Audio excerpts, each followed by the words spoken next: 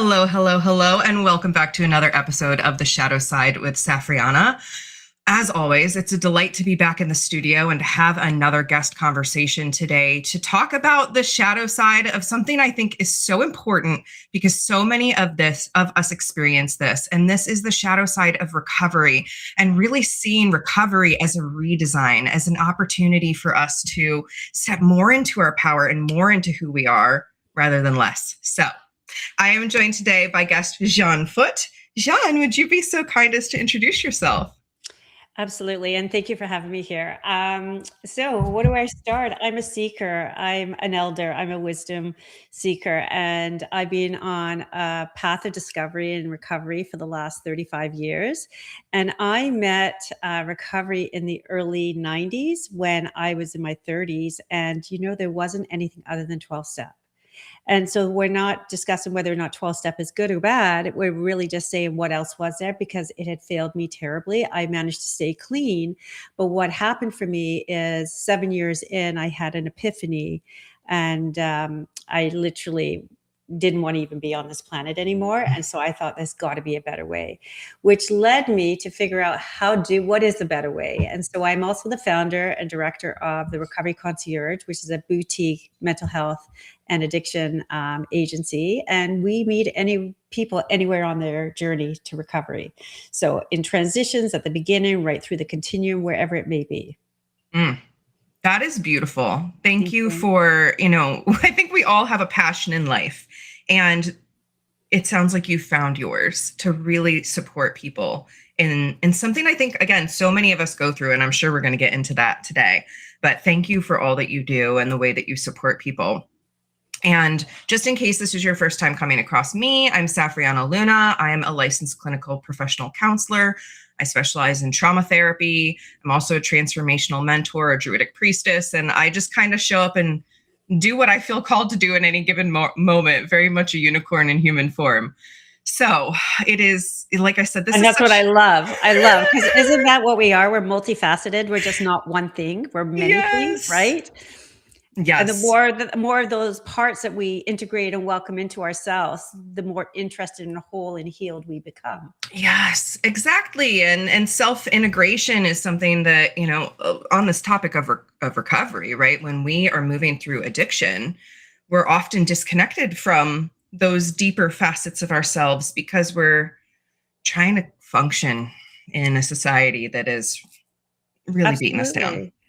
And I say that we trade our authenticity for connection, right? And so our adaptation of what did we need to do to be loved as young children when we were in our imprinting stage is really the pattern that carries us through until it no longer works, right?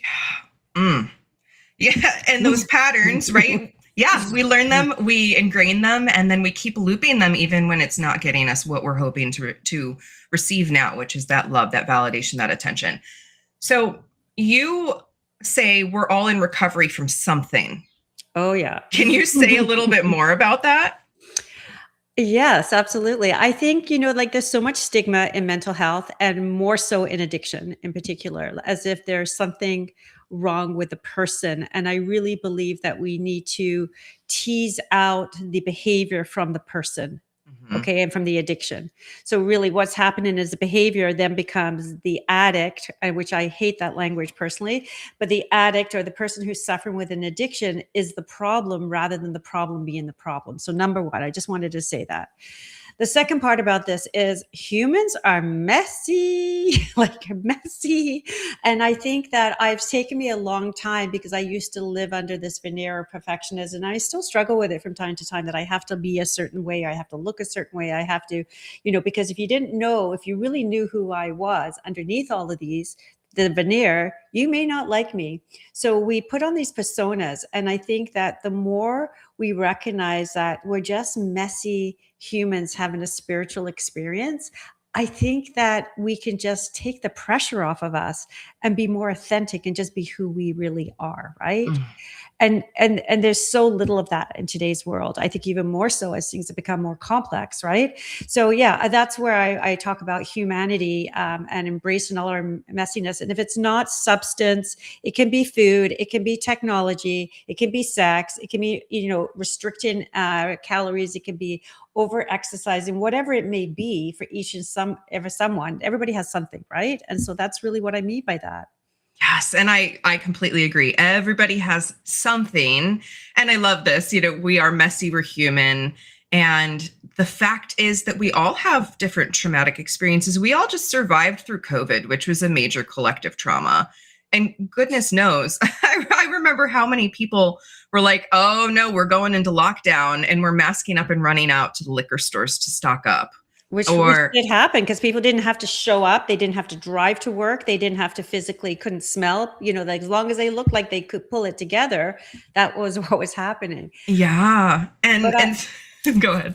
no, it's okay. I guess what I was wanted to say, I felt like COVID was a tipping point for people, right? Because if you were sort of on the edge and you were just having a tough time and then along came COVID, that was where people fell off, literally, because they didn't have any coping tools or they didn't have connection or whatever it is that they needed to make their world work. And so it really was a tipping point for a lot of people. Yeah, I totally agree. And that goes back to what you were saying. Like the problem is not the quote unquote addict.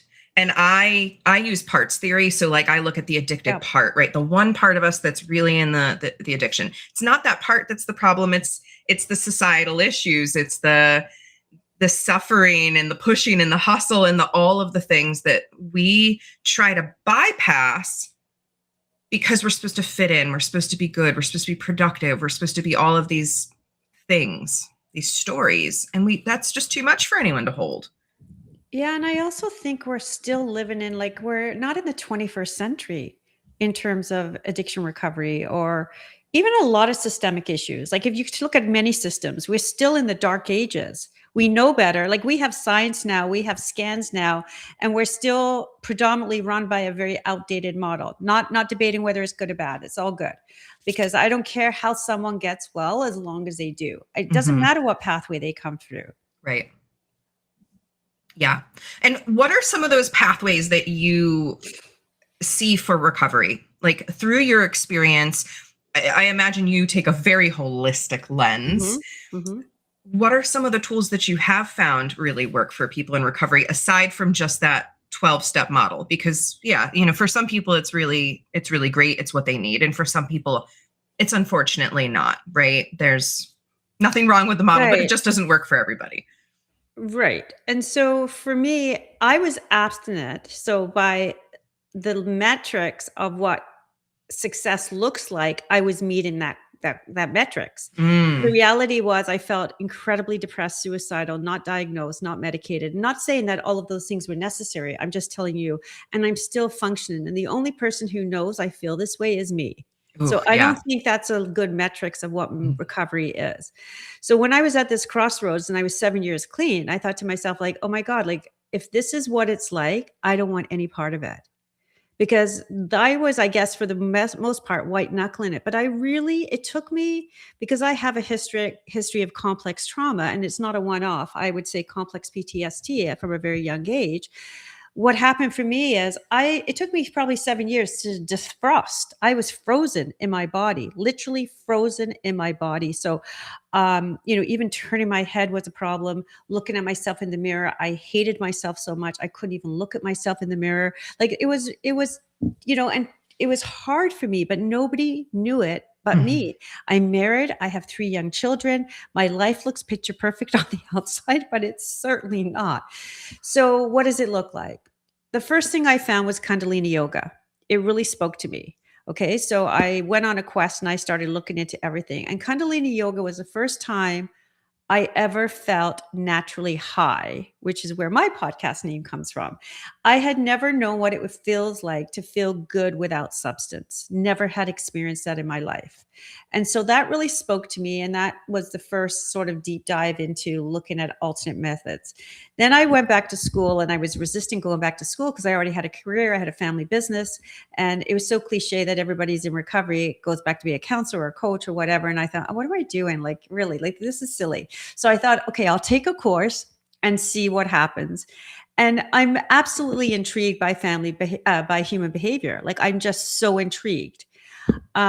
So then the next thing I found was, after I was credentialed and I had been studying and just basically devouring everything from self-help to peak performance to everything you could possibly get your hands on, I found a health clinic in Toronto called Helix Healthcare. And they were on the cutting edge of the 21st century back then, right? And so we used to study with some old elders who had a PhD in psychology, who were bringing the forefront of somatics. This was 20 years ago. This is when nobody talked about somatics. Nobody talked about trauma informed. Nobody talked about any of this because they didn't even know it exists. They didn't know what it means. Now everybody's a nervous system regulation coach. So, it's a whole bunch of things. So it spoke to me. I knew that I needed it more than anything, but I was terrified. And so it was exactly the medicine I needed, because literally doing process work in a group of 20 people who are your peers was like taking off your clothes and being naked in front of all of them. It was that vulnerable to really shed who you are and have a process, whether it's crying, whether it's kicking and screaming, whatever it may be. And it was the beginning of my transition. And so then I recognized that, hey, we need a more integrated, holistic model of care.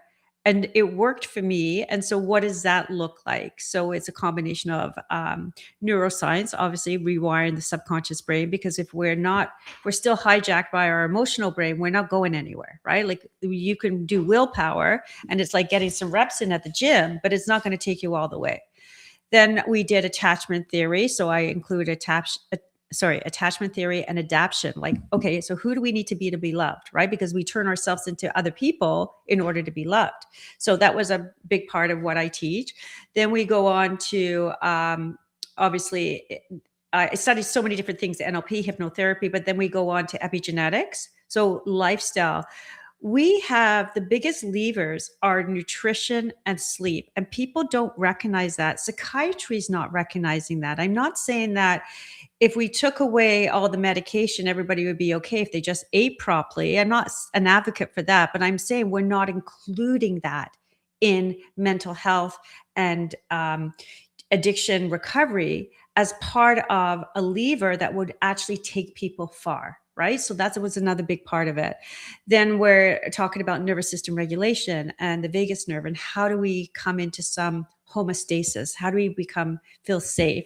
And I think for a lot of people, it's really, really about building safety and rapport, because if you can build safety and rapport and then move them from that shame cycle and give them an opportunity to recognize that, my God, you can have the life that you would dream of, and that is available to you, but there's some preliminary excavating to be done in order to do so.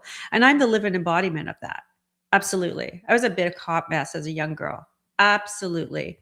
And I was a rebel, still am a rebel. There's parts of me that still are fun, but healthier, right? And there's always more to do. You're never exonerated from this work. Never, never, never.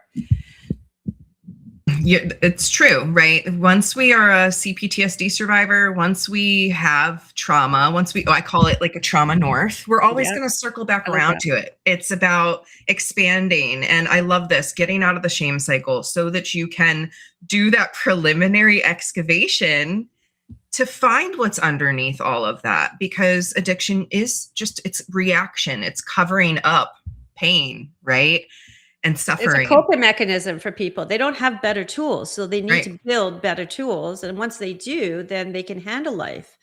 Yes. But it's their best friend until they find something different. Yeah. And I love that you offered some other tools, because Yeah, our addictions are a tool. And we'll circle back around at the end and just recap that. I wanted to give a little glimmer of like, there is hope. There is more to this. There's more ways to navigate this than just a 12-step program, which again, if that works for you, great.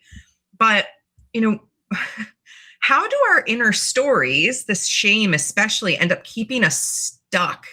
And what does it actually take to rewrite the nervous system? Because you mentioned like using the vagus nerve, reestablishing the feeling of safety. These are a lot of the great techniques, but what does that actually look like for a person?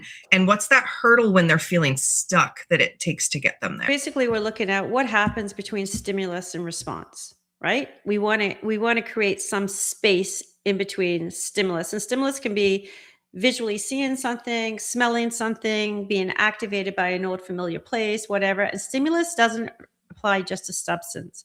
We could be the same pattern in an argument with a family member. It can be a dynamic. It can be many different ways of not being able to emotionally regulate in the most optimal way. So that's what I'm calling stimulus. Response is, what do we do with that information when it really hits a nerve? Like the driver who cuts you off would be a classic example of stimulus. Who are you in that moment? Are you the one with the finger, or are you one that goes, oh, well, I don't know. I used to be all of those people. So now I'm an oh, well girl. I was a shutdown. Oh no, what have I done? Yeah. It was me. It's taken me a while to get there. But anyway, but the point is that if we can create just a moment between stimulus and response, then we have a chance. And how do we do that? So we can do it in a variety of different ways. But I think the first thing we need to recognize is that we have to be conscious of what's going on. If we're living in our rear view mirror, as I say, like, looking at the back and in our past and our history, we're never going to move forward. That's for sure. And also, if we're looking and worrying about the future, we're bypassing the present moment. So we want to try to drop in, even if they're moment by moment by moment, we're still winning. Okay. So there's many things we can do. Take a breath sounds the most cheesiest thing ever. But there's a reason they say it. It actually works, right? Mm-hmm. So that's really the truth. So take a breath. It could be, like once you learn to become more embodied, like there's bilateral tapping. So we can tap like that, right? Just tapping like that can bring your nervous system down. A lot of people like tapping, tapping EFT, emotional freedom technique, that can work for people. And I really find that people need different tools at different times. So some people I find that some people really take to tapping and others don't. So you have to try a couple of things. And just because you tried it once doesn't mean it is not a good fit for you on another time, right?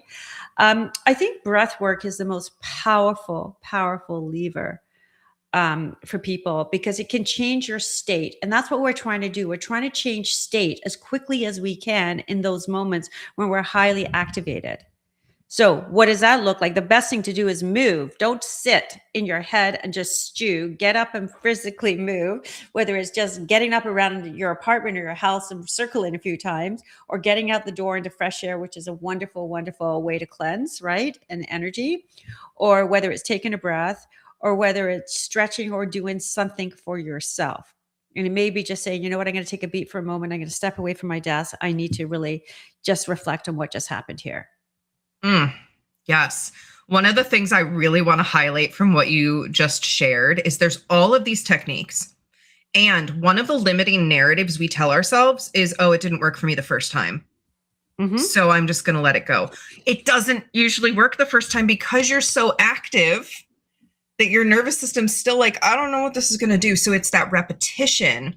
And I mean, that's how we get into addiction in the first place, is the repetition of the coping mechanism, right? Whether it's alcohol, cannabis, porn, does not matter. It's the repetition of, oh, this is working for me to distract. It gives me a better feeling in the moment. Like it brings me up and out of something.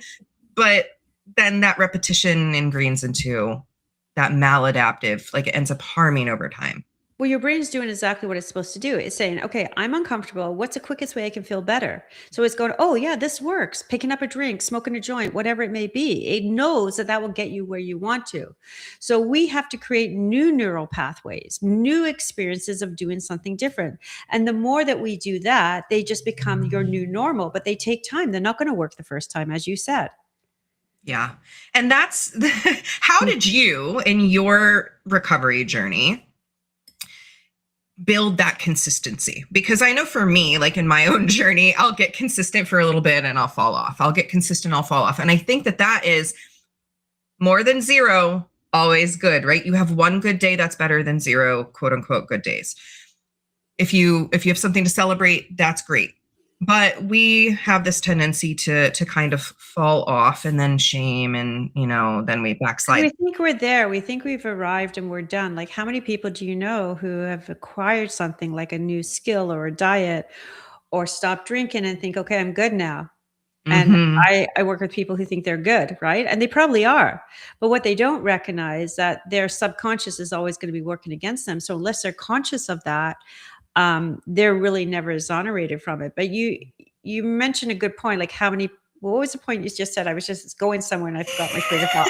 I'm sorry. No, my mind's buzzing away. This is an ADHD podcast and we go all over the place. We're always Definitely. Like, what was that thread? Come back.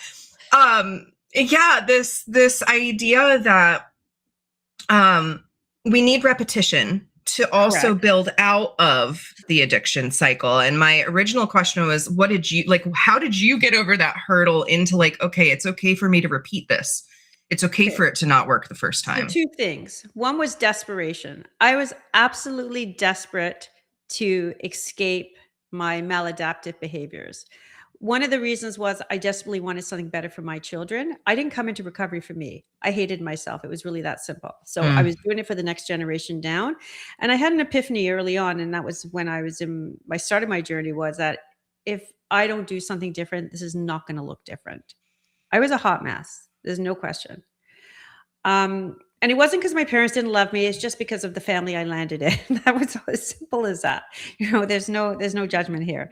And the second part of that was really, is that thinking that it has to be done perfectly all the time, because we are wired to really sort of go back to what's comfortable and not want to do, like, I go on a workout. Like, I don't want to work out today. Yeah, well, it's not really an option. So if you're going to start to negotiate with yourself, you're screwed, right? So basically understanding that it may not look perfect. So it may not be the workout you look like, or you may have skipped one day.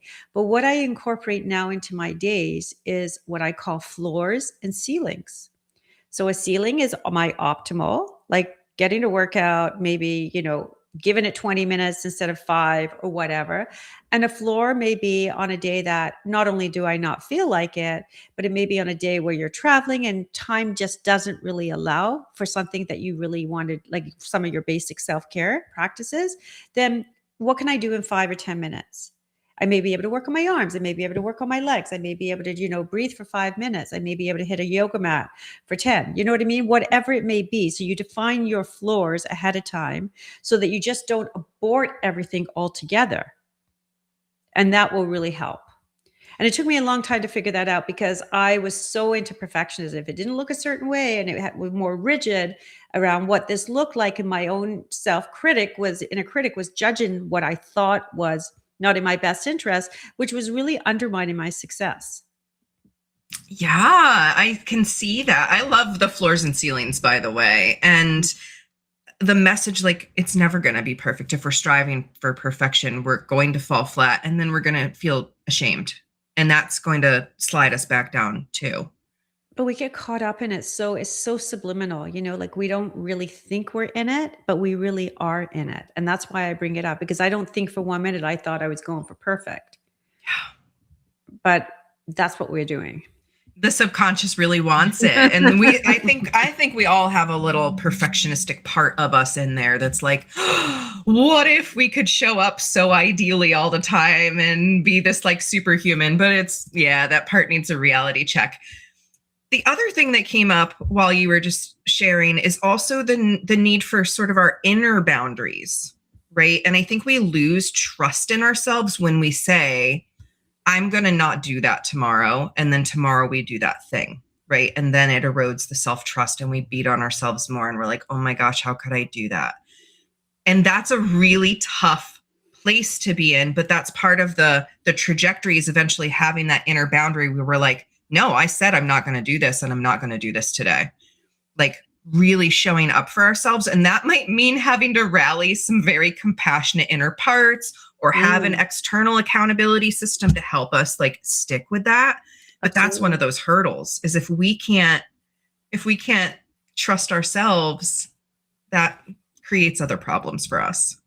Well, there's many times, especially with addiction or mental health, people who struggle with that, they haven't been able to trust themselves. They say every day they're going to do something and then they don't. So there's a real reference point, I guess, for want of a better word, where they haven't been able to execute. But being able to rebuild that inner trust with yourself, like I think the numbers are something like the first day you miss something is 5%, the second day you miss something is like 40%. So the stats really prove that if you don't really find a way to get back on the horse as quickly as you can, the chances are it's going to be that much harder. And I think most of us have some sort of experience with that to know that to be true. So, it's like this is why having a floor is what can I do that just keeps me in the game? And you get to decide that. You can say, okay, what is realistic for me depending on what is the habit you're working with, right? Whether it's an exercise habit or a nutrition habit. If it's a nutrition habit, can you get one good meal in a day? Yeah. Anything's better than zero. Right. Yeah, no, I I'm like giggling. that. Anything better than zero. Anything's better than zero. I say that all the time, and people are like, well, I only worked out once. I'm like, great, that's better than zero. Like, let's celebrate Yeah. that. I remember, and I love that you have the podcast Naturally High and that you talk about Kundalini yoga. I remember I had started my mindfulness practice for the first time. This was back in, I don't know, the 2013s or something. I had gotten on the bandwagon and I did mindfulness for like 85 straight days and Good I for felt you. so Ooh, good. goodness. And then like day 86, I didn't log into the app in time and I lost my streak Whoa. and I Crushed lost my you. mind. Crushed you. and I didn't do mindfulness for like a year after that. It was wild to look back and see, like, when we fall off that bandwagon, just how much we can go into like, see, this proves I can't do it, there was no point, all of these limiting stories that we'll tell ourselves. And that's where, yeah, we want to get this like zoomed out view. A, it's better than zero. B, holistic view. C, we're not striving for perfection, we're striving for maybe better than yesterday. And compassion towards yourself, your process, right? Because we're hard on ourselves. We'd never treat ourselves like our best friends like we treat ourselves, right? We all know that. Yes. So you bring up a really important point about, like getting back on the inner dialogue around. Just trying to see how I want to say it. I'm not really sure. So I'm having an ADH. Me a moment again. My goodness. So yeah, it's really come up in later in life for me. It wouldn't, somehow I managed to adapt until I got to a certain age. So you were talking about the inner trust, right? Around Yes. that part. So what was I going to say about that? Just give me a moment. Yeah.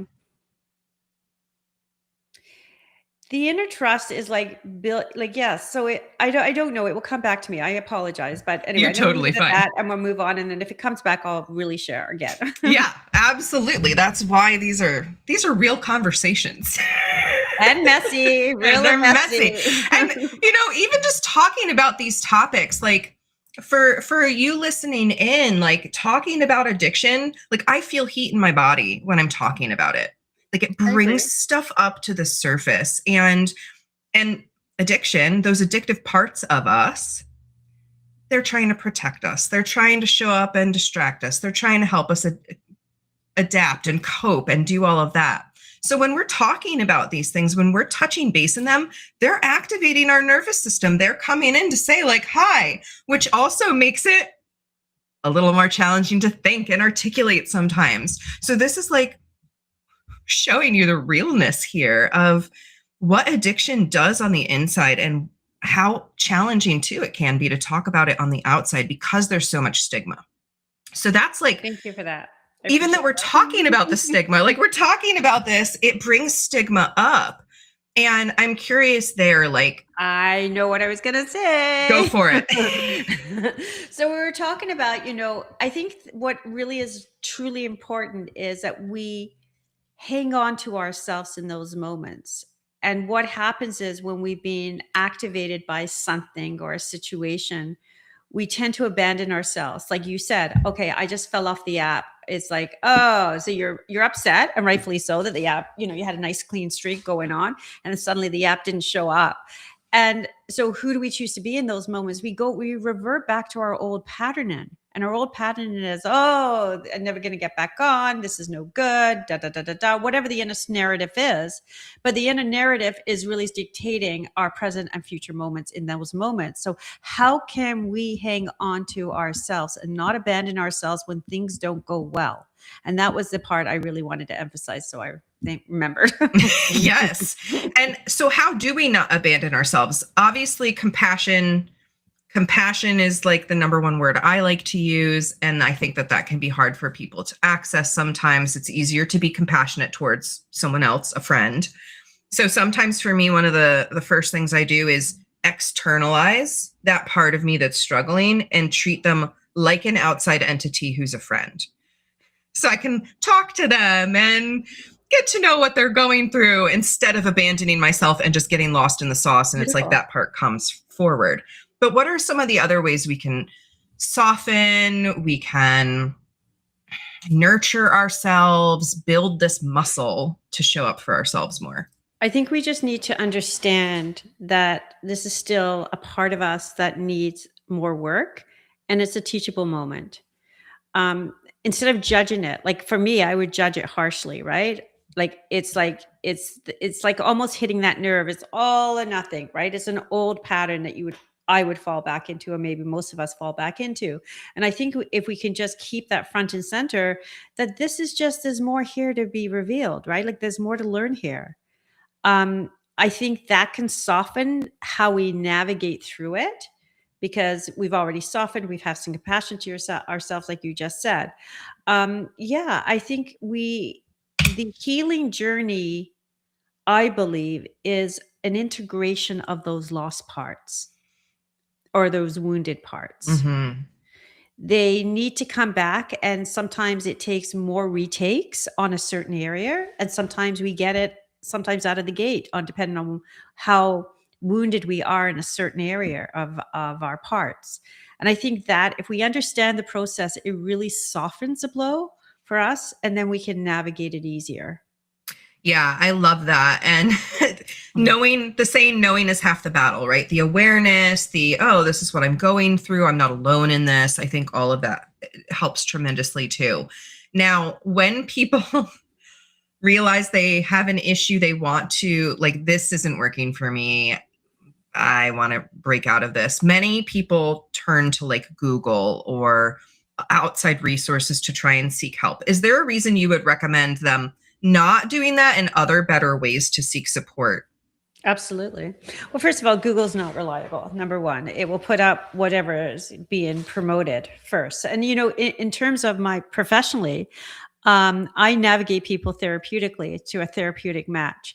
So I have an external network, which is offline, but I also navigate to treatment centers. And most people will go onto Google to do this. And it's powered by Google Ads. They're not, and salespeople who answer the phone, they're not talking about a clinical match here. So like worst possible way to do something. And it happens a lot until people find me and then they recognize that there's another way. But yeah, I'm not a big proponent on, and I also think that people are always looking out there, and we have to start trusting our inner intuition and knowledge. Like there's a lot of work internally that we have to do. And I can tell you something, especially in relationships. I think relationships is where everything plays out for people, whether it's parents and children, whether it's partners, whatever it may be for people. That is our greatest growing ground. And, it is messy, and sometimes it feels like a cruel joke sometimes when, it's just so hard and you're with a partner. I've been married 45 years. We both came in with a lot of trauma. So we're really good at this. And we're still learning. Yeah. We're still learning. And so, yeah, we get to flex that muscle each and every day. And it's how, and interestingly enough, I hate being wrong. like most people. But I'm starting to recognize that I thought I had it all together, but I don't in certain aspects of my life. I'm still learning about myself. And I think the onus has to be put onto ourselves to be 100% responsibility for what we bring into our own relationships, not 50-50, and start to really be mature and accountable in that arena.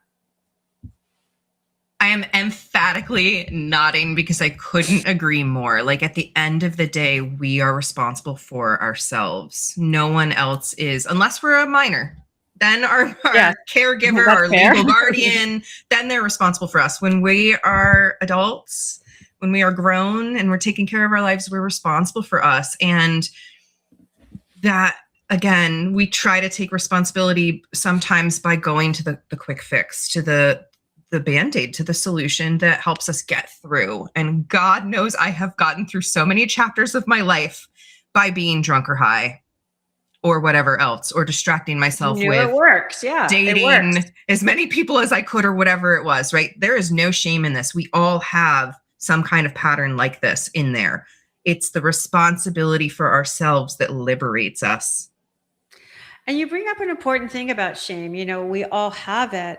What we don't realize, and I didn't realize until I read Brene Brown, is that shame is inherent in each and every one of us. Now, there's spectrum on all of this, for sure. Mhm. There's people who have been deeply wounded and have a greater amount of shame, which is where I think I came from. However, but we're not talking about it. So we all suffer in silence, thinking that I'm the only one with this huge head of shame. And yet the person beside me is feeling exactly the same, inadequate in some way. Yes.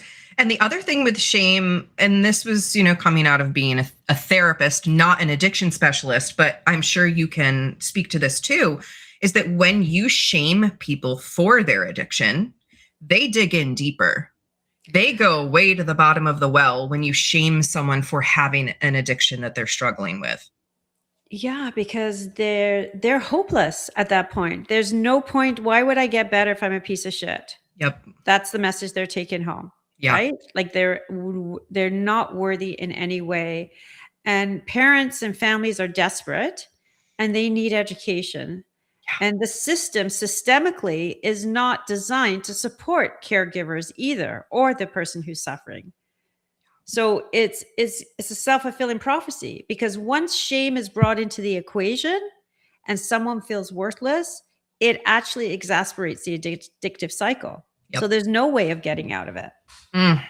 So what is the opposite? The power of, because you've had the ability to work with people in this space, what do you see as the magic when you show up with your compassion, when you show up and you just love the person in front of you? What happens to that person who's struggling with that addiction part? Most people come to me through some sort of external pressure, typically, right? Yeah. There's a consequence or there's a family member. Basically, I offer them something different than they've ever heard before, which is that there's nothing inherently wrong with them. They can have the life that they want. What would they really want if they could have anything in life? What would that look like? Because they don't even believe that's possible. And so essentially, we're competing with the substance. Okay, so what is more important in their life than the substance, right? Because that's what I'm competing with. So for me, it was my children. My children were more important than my substance, even though substance was all I had. I didn't know how I was going to navigate that or deal with that at one point, but I knew that was non-negotiable for me because I wasn't prepared to lose them. So once we figure out what else is important in their life, we can start to move them forward. Yeah, that sounds really important, right? Because I imagine at some point they've lost connection to that thing that was really important. It's probably still there under the surface, but that substance, that Band-Aid, has covered up so much of that. Yeah, these are the first things that fall away, is a shift in our priorities, right? And our values. And we want to reconnect them back to that. What is important to them? Yeah. So I'm curious, first of all, this has gone so many amazing directions. You are a storehouse of knowledge and wisdom on this topic, and I thank you for sharing all of that. I want to make sure we kind of get this bird's eye view of what does a truly holistic model of mental health and addiction healing look like? I think we need to, first of all, not as I said, mentioned before, I think we need to look at what the fundamentals. So nutrition, sleep, movement. Yeah, Sleep and movement, sorry, sleep and nutrition are probably the biggest levers we can change. I think they have to be incorporated. So if we're expecting people, whether they're in a treatment center, in their hospital setting, or in their home setting, and they're eating processed junk food, and we're expecting them to feel good mentally, good luck with that. I think right. we can get improvement. We can get some improvement, but you're not going to get someone the whole way. And I'll tell you a little secret. A few years ago, I did a challenge, which was a 101-day challenge to eliminate processed food and sugar and to reduce my metabolic height to weight ratio, right? I was trying to get it to 0.5. In 100 days, I had lost 15 pounds, which is really not the metrics I was most proud of, which was 3.5 inches off my waist. But what I noticed by eliminating sugar, because I'm not a big sugar eater, I'm not a big processed food eater at all. So, but there was some sneaking and cheating in there. I took it out and I never realized how much energy I had and how vital I felt. My mood was stable, like completely stable. So I tried this experiment, and I always say we're our own best science experiment. So I think that's one thing that's typically overlooked that should be a fundamental when we're dealing with people and we're putting together a plan, no matter where they are. Um, we have to look at the mind and the body as one organism. We're not. We're looking at them as separate, and that's the medical system supports that, unfortunately. So, I'm all proponent for functional medicine events, testing, and all of those things because we're baselining our population against a substandard set of metrics, right? So it's not really working in that respect. So I think we have to like have those things in place as well. We have to look at how does the mind influence the body? Because we usually thought that the mind influences the body, but really the body is influencing the mind. And we're now just learning for the first time ever. And that's why somatic and embodiment and nervous system regulation is so important because the body has infinite intelligence. It has brain coherence with 40,000 neurons, which is when you say to you, oh, I'm heartsick. Somebody feels heartsick. They do feel heartsick. They literally feel grief and loss in their heart. There's intelligence there that we're discounting. Gut instincts. How many times do people discount gut intelligence because it just doesn't make any sense? They don't know why they know, but they know something. And so we have to start really relying on this information as part of the overall picture. And what we do know now is that what happens in the body influences the brain next. It's not top down, it's bottom up. So I think we need to do both. You can't talk your way, you know this, you can't talk your way out of trauma. And that's what was happening. So anybody who's doing talk therapy and who has a traumatic history, it just exasperates the trauma, which was what was happening for me as a Yep. young woman. I was really going to talk therapy thinking I was doing all the same thing, came out and wanted to smoke a joint. Like I felt terrible, but couldn't understand why. Then thinking there's something wrong with me because there was nothing else given to me. So I took the responsibility. I must be doing it wrong, full of shame anyway. So, and I think then we also have to, once we get through, and there's sequence in all of this, right? So we got to look at stabilization first. How do we stabilize somebody? Maybe we get down to some fundamentals. Then we look at what's going on mentally. How do we regulate them? How do we create that pause within stimulus and response? Then we start looking and I start unpacking, attachment theory styles, like who does that person feel they need to be in order to be loved? What do they feel they need to do? Are they performing? Right. And so then we can look at some of their adaptions, and then we can start looking at epigenetics and nervous system regulation and doing some NLP and hypnotherapy and neuro rewiring for and then lifestyle redesign comes next, is building a life that is so great, they'd never want to go back. They thought their old life was great, but it's way more powerful now. And a lot of people do find that they thought their life was great. And so I encourage people who are stuck that if they don't know, they've never had it before, they've never had a good experience of sobriety or recovery or whatever it may be for them, just try it. You're on your own best science experiment. You're the beneficiary of everything that goes right. Mm, So why mm. not? Like, really? You are the beneficiary of everything that goes right. That needs to be like a sticky note on everybody's mirror to remind ourselves. Yes, like we are our number one ally. We're the only one who can really do the deep work. Oh my gosh. I want to ask one more question before we wrap our time today. And this goes into what you were just saying. I think it really is just the next evolution, which is, what does it mean to approach your healing as a full lifestyle redesign rather than going back and returning to some old baseline?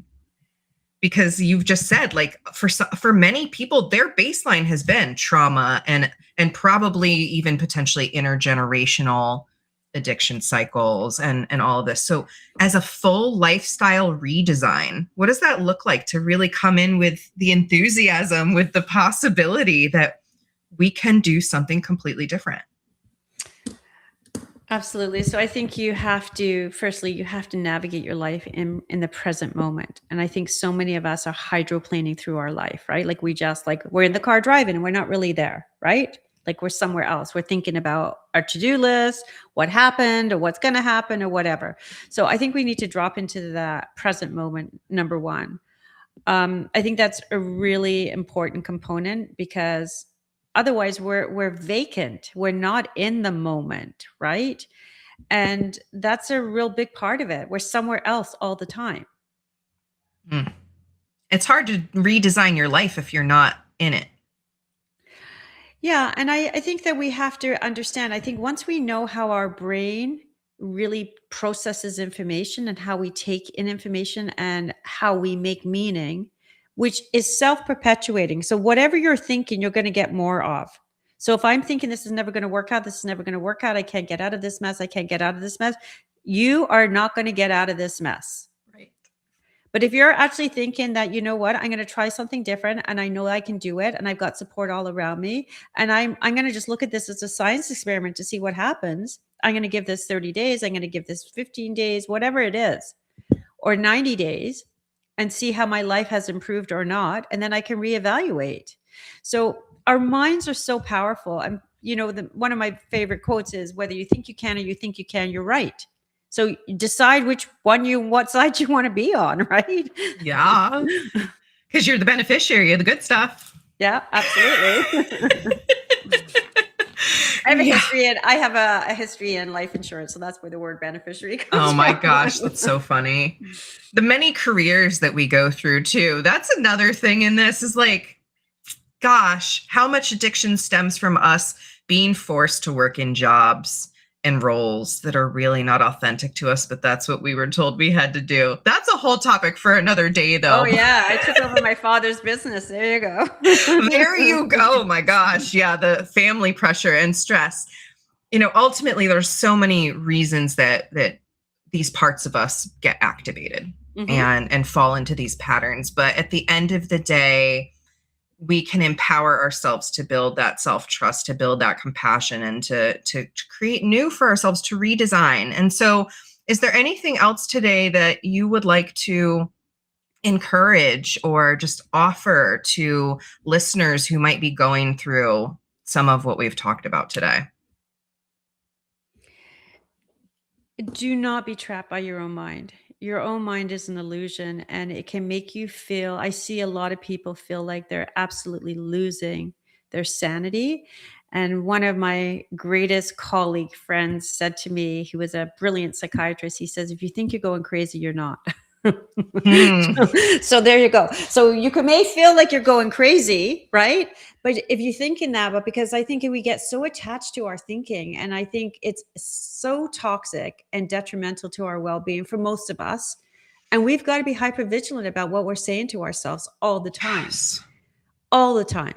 And so the more awareness you can bring into that, and the more you can slow the process down, and it's not about getting it perfect, it's about bringing awareness so that you can then not, fall down the rabbit hole one more time. You can go, okay, I'll walk around it next time. Right.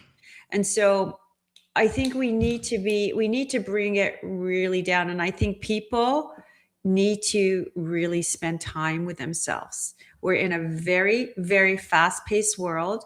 Information is now not even a commodity anymore, right? Because of AI. But so what do we do with that? We need to connect to ourselves first, and then we need to connect to others. Yes. And I think that's missing in our world completely. Yes, I agree. And this connection to ourselves is the most powerful thing we can do. And we skip over it so often because of Well, shame, fear, disappointment, all of the above. and we don't want to feel. We don't want to feel. And I've been very transparent about that. I think there's a practical side of doing a lot, whether it's earning money, rescuing people, helping, whatever. There's all that.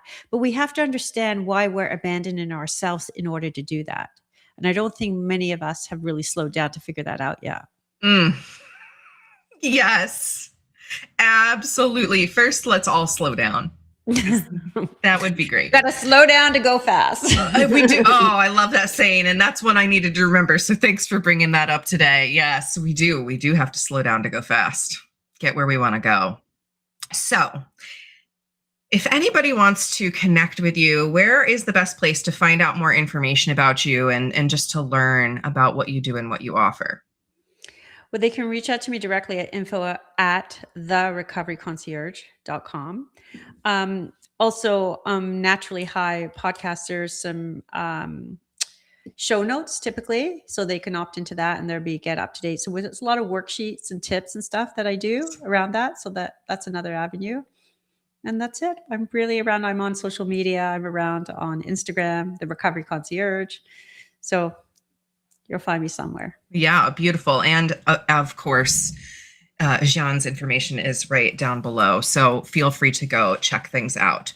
So thank you so much for coming on and having this conversation. There were so many mic drop moments and like quotable, just powerful moments that I hope that people will take away. And it is such a tender topic, recovery and addiction and just all of the mess of being human that we go through to try and survive. So it means a lot to me to know that there are people like you in the world showing up and being compassionate and helping people through, these issues that they're navigating. So thank you, thank you, thank you. Thank you. It was absolutely a pleasure to meet with you. And I had a sense when I saw your invitation that this would be a good discussion. So I'm glad we did. Absolutely. Thanks for being here. And to all of you out there, we love you so much. We see you, we believe in you, and we are cheering you on in all that you endeavor to do and to aspire to in your life. We want to see you in the vision that you have for yourself that you came here to create in the world. So until next time, I'm Safrianna Luna. This has been another episode of The Shadow Side. Thank you again to my beautiful guest, and we'll be back here again for another episode very soon. Bye for now.